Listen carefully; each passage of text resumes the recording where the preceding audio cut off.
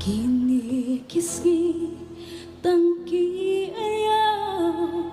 kil erbatan man kirukong hajing pensyon don jing sawat asal pacan jiat kababa washakin pi hajing kama kijing soha hamit kinsha don kalanti bakim shisha malam shulay muda kata ya kusya jinshai koi jinjang not ai kan tenlenti berpay kedua kan sa syukur yai de shisha Hagi machalo,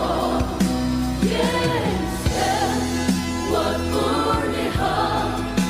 yenjong tumo atma, kapit ni chintensyon, tuyay yale, layun yalang yapi, hauyay de.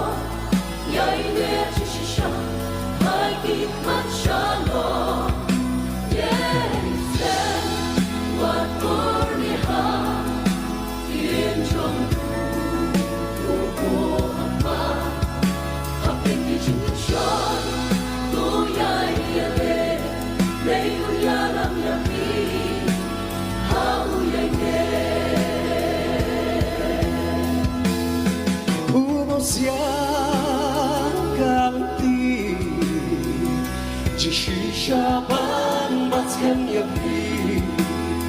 Yang senang gerbang hau Aju jauh Shaban itu Ya kusya Jing shai koi Jing janot ai kan tin lenti Berpay kan teruang Kan sa syukur Yai ne chisha Hagi machalo Yes, what kurniha Ninjong tumo ama Kapit ni chintensyon Tuyay yale Layun yalang yapi Hauyay ne